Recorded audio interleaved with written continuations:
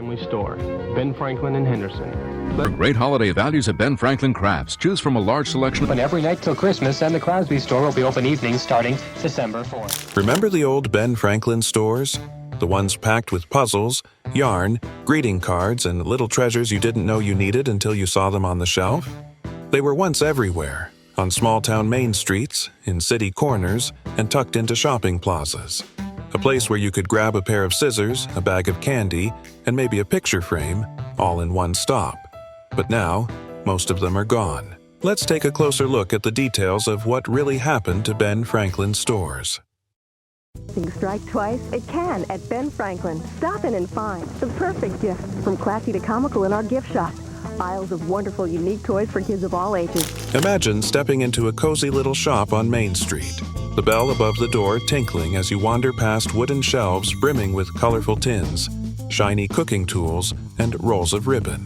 Welcome to a Ben Franklin variety store, one of the 1,500 neighborhood landmarks that served Americans for decades.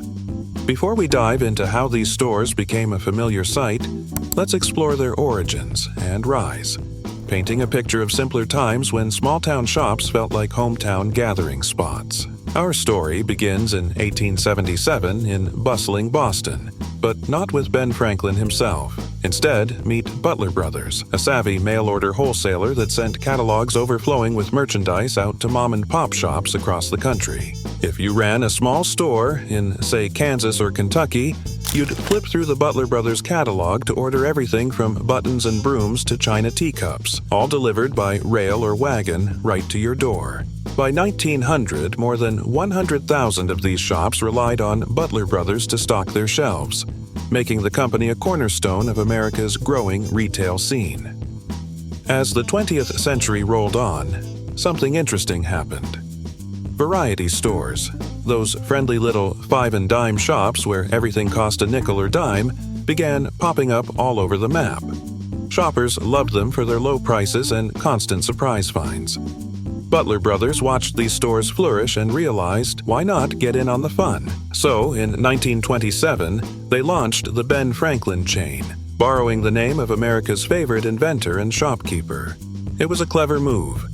Independent store owners could buy inventory from Butler Brothers and operate under the Ben Franklin banner, tapping into a recognizably trusted name. This franchise-style arrangement meant each Ben Franklin store had its own personality. The local owner chose the items that resonated best with neighbors, perhaps extra knitting needles one month or garden tools the next, while benefiting from nationwide buying power. Word spread quickly.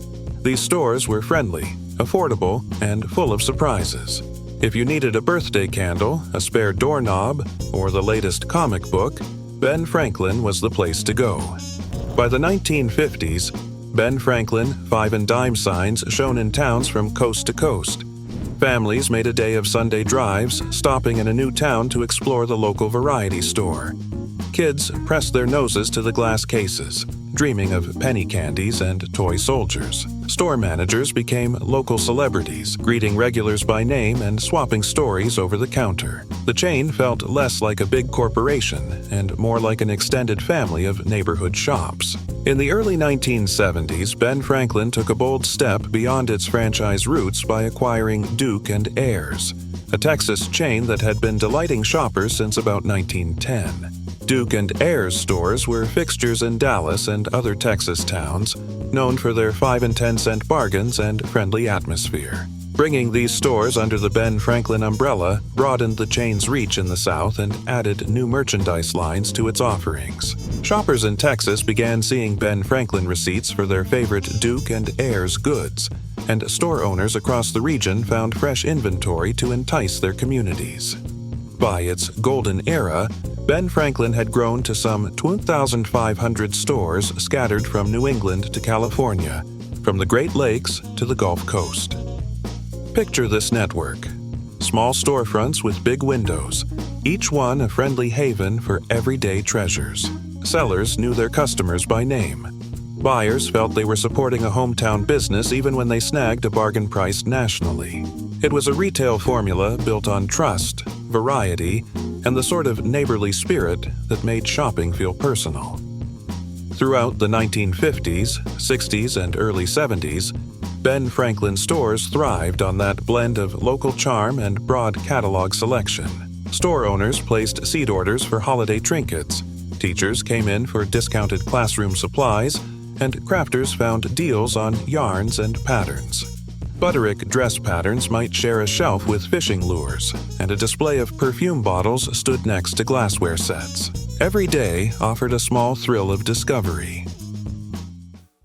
Experience the variety of selection that makes shopping a pleasure at your hometown family store, Ben Franklin in Henderson. Let us help you frame that favorite print or prized needlework. Ben Franklin Stores had built its reputation on one simple idea: supply craft and variety merchandise to 860 locally owned shops in 47 states. For decades, the company, once Butler Brothers, acted as the behind-the-scenes wholesaler. Store owners placed orders from a colorful catalog full of yarn, kitchen tools, party favors, rubber stamps, and more. Ben Franklin packed the boxes, handled the shipping, and let each franchisee run a hometown store under the familiar Ben Franklin banner. In the early 1990s, the parent company decided to try something new: open and operate its own retail outlets. Instead of sending goods only to franchisees, Ben Franklin would also run company-owned stores in shopping centers and strip malls. The goal was to raise the chain's profile, boost bulk orders, and grab extra sales directly. At first glance, it seemed logical. If customers loved their small-town variety shops, why not bring that spirit into bigger, more modern spaces? Success in wholesale didn't guarantee success in retail, though.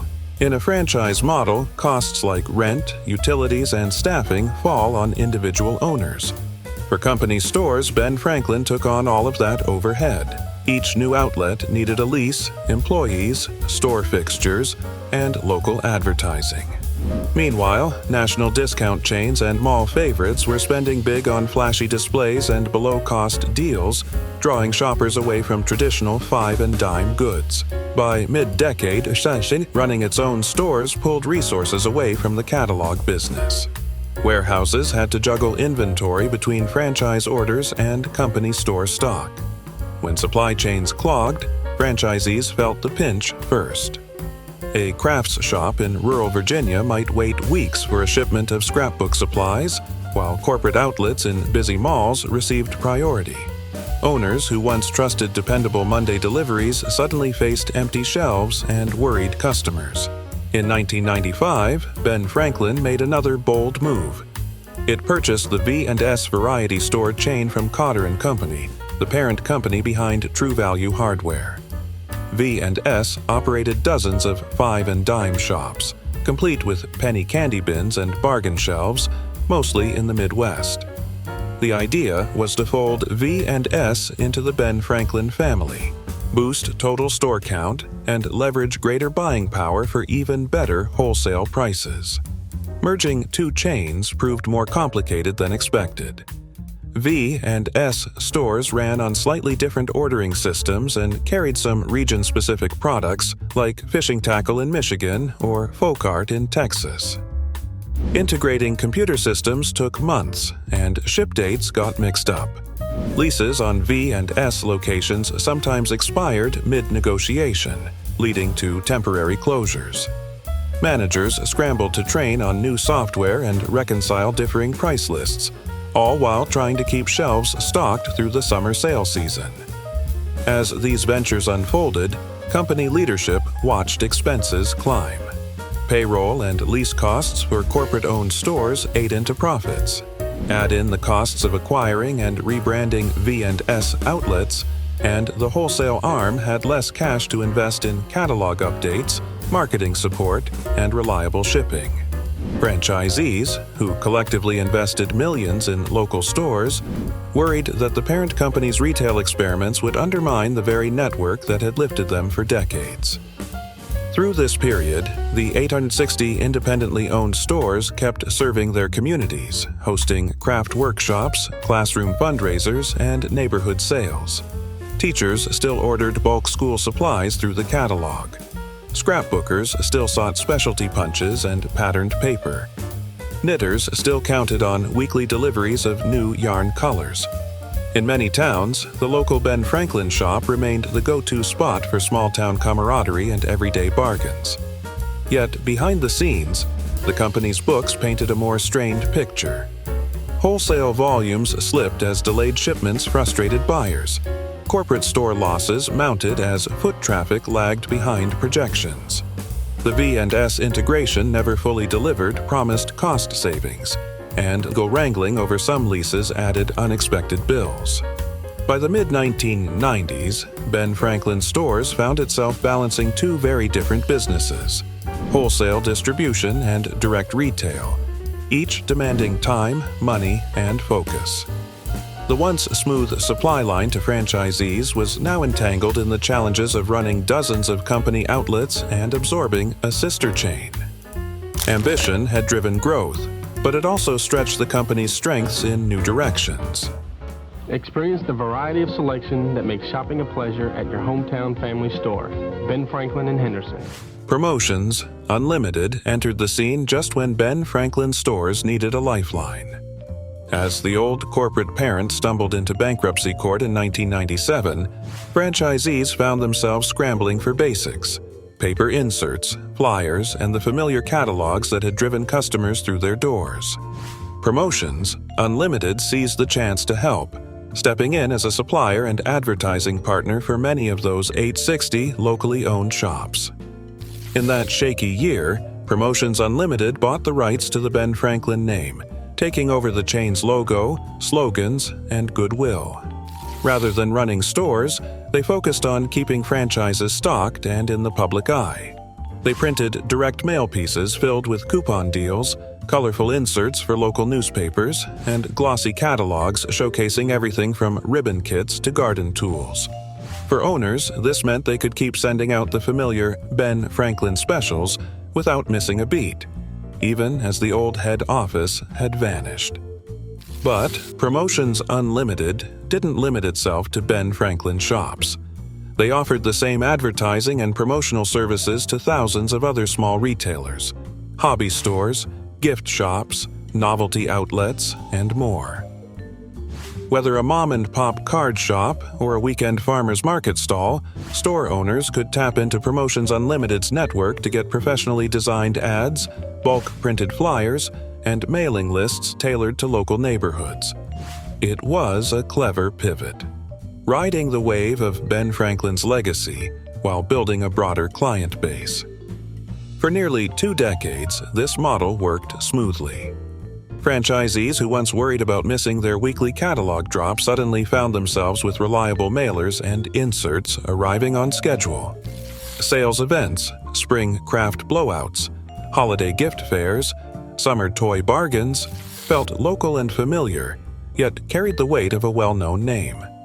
Promotions Unlimited even helped coordinate regional promotions, so stores in the same area could run joint campaigns and share mailing costs, keeping budgets lean and impact high. Yet, retail is a tough business, and by 2017, Promotions Unlimited felt the crunch itself.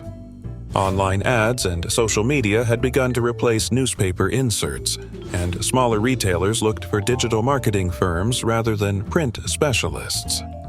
Costs for paper, printing, and postage rose steadily, squeezing margins. In 2017, Promotions Unlimited filed for bankruptcy. For many, it marked the end of a print-centric era in small-town retail promotions. Despite that final chapter, the Ben Franklin name hadn't vanished entirely. A handful of independent stores, proudly waving that familiar red and white sign, continued to serve their communities.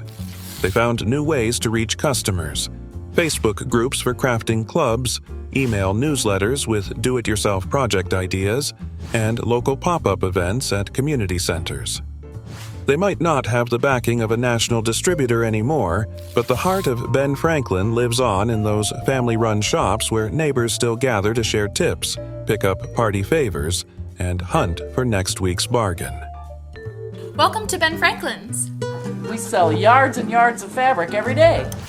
Many Ben Franklin stores have closed down over the decades, and the Canton location at 803 30th Street Northeast was among the latest to join that list.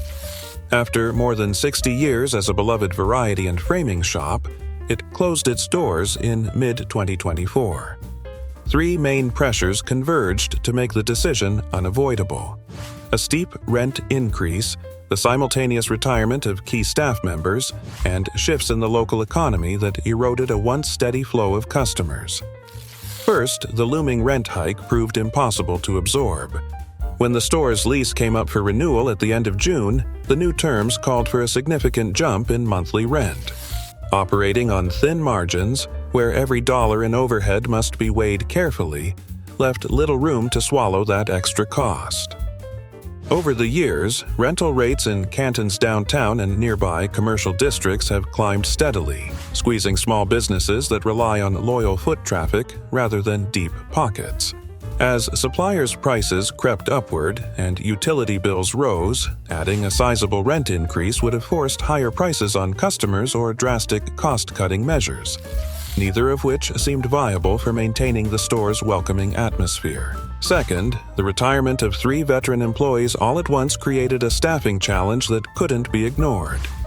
These team members brought years of expertise in custom picture framing, expert gift wrapping, and the careful handling of Heggy's chocolates, which had been a signature item since the 1980s. They knew regular customers by name, understood neighborhood tastes, and maintained the warm, personal service that set the shop apart from larger competitors. In a small-town retail setting, such relationships are invaluable and simply can't be replaced overnight. Recruiting and training new staff to match that level of skill and to stick around in an uncertain retail climate posed too great a risk to day-to-day operations. The third factor was the changing face of Canton's economy. Over recent years, new shopping centers have drawn shoppers away from Main Street, and online retailers have lured bargain hunters with big-box discounts and one-click convenience. Even longtime supporters began tightening household budgets, prioritizing cost savings over community ties. For a store built on friendly service and hands-on experiences, craft kits sorted by theme, greeting cards chosen in person, frames selected to match a specific wall color, this shift hit hard. Maintaining sales without raising prices risked eroding the very customer loyalty that had sustained the shop for generations. Despite these challenges, the store enjoyed bright spots along the way. At the height of the COVID-19 pandemic, when families found themselves spending more time at home, Jigsaw puzzle sales surged. A dedicated display corner filled with seasonal and scenic puzzles brought in hobbyists eager for a screen-free pastime. Neighborhood puzzle enthusiasts shared strategies in the aisles, swapping tips on tackling tricky edge pieces or sorting sky fragments by hue. Those moments of community connection underscored why local shops still mattered. They offered more than merchandise. They offered gathering places and shared experiences. Through it all, 3 core product lines remained the shop's bread and butter: custom picture framing, greeting cards, and Heggy's chocolates. Framing services turned treasured snapshots and artwork into lasting keepsakes, with options ranging from simple black frames to ornate wood and metal combinations. Greeting cards, always affordably priced, offered heartfelt messages for birthdays, anniversaries, and just because notes, many designed by regional artists. And the chocolate counter, stocked with truffles, caramels, and seasonal assortments, became a sweet destination for all ages. Graduation gifts, holiday treats, or a little indulgence to brighten a weekday afternoon. Customer loyalty spanned generations. Great-grandparents who once picked out holiday ornaments brought grandchildren in to choose first birthday cards. Parents returning home from college continued stopping by for picture frames to commemorate new diplomas. Local teachers stocked classroom supplies year after year, while craft clubs reserved Saturday mornings for mini workshops in the front room. That sense of continuity, of a shop woven into the fabric of daily life, made each visit more than a transaction. It made it a shared moment. Yet, when the rent increase deadline collided with the staffing vacuum and economic headwinds, the store's future no longer added up. A final farewell sale drew crowds eager to gather remaining ribbon spools, frame samples, and favorite chocolate boxes. Neighbors reminisced about school fundraisers held amid the shelves, holiday craft fairs that spilled into the parking lot, and puzzle completion competitions that once lit up the quiet winter afternoons. On the last day, the bright red and white sign came down, and the windows that had flaunted poster board deals stood bare. Inside, the scent of aged wood mingled with a faint chocolate aroma, a quiet reminder of decades spent serving friends and families. Though the lights went out, the legacy of that little Ben Franklin shop endures in Canton's collective memory. The framed snapshots hanging in living rooms, the stories shared over candy counters, and the simple joy of discovering a perfect bargain on a lazy afternoon. Terrific Halloween costumes, decorations, and candy. And there's always someone there to help you. Chatham's Ben Franklin store, the last of its kind in Massachusetts and possibly one of just 2 remaining in all of New England, closed in the summer of 2025. After more than 60 years on Main Street, this marks the end of an era in the town's retail landscape. Known to many locals as the Five and Dime, the store has weathered decades of change both within its walls and in the world beyond. Ownership changed hands several times. Loretta and John Gore took over in 1965, followed by Ida Mae Raouf, and later Ernest Henderson in 2002. Henderson, already familiar with the Ben Franklin brand, passed away unexpectedly soon after acquiring the store, and his family kept it running in the years that followed. But the challenges mounted.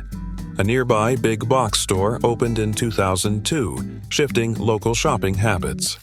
Competition from dollar stores, along with the rise of online shopping, made it increasingly difficult to draw in customers for everyday items. Even demand for craft supplies and fabrics, once reliable staples, began to fade. Stocking the shelves became a new struggle. Many traditional suppliers disappeared, and tariffs made popular imported items like toys and souvenirs more costly. Maintaining the store's inviting, familiar inventory became harder with each passing year. Still, summers brought a steady stream of tourists. Visitors to Chatham often stopped by for puzzles, gifts, or a dose of small-town nostalgia. But winter told a different story. Off-season, foot traffic dwindled, and the gap between summer highs and winter lows grew more difficult to bridge. At its peak, the store employed up to 15 people in the summer and 9 year-round. Now, only a few seasonal workers remain, a clear reflection of the store's slow decline. Yet, through all the changes, the Ben Franklin store has held a special place in the hearts of many. Customers often speak of childhood visits and return each summer to relive those memories. Its upcoming closure, while not surprising, is still deeply felt. More than just a retail shop, the Chatham Ben Franklin has long stood as a symbol of community, resilience, and a time when shopping meant more than convenience. Its absence will leave behind more than an empty storefront. It will mark the quiet end of a chapter in small-town history.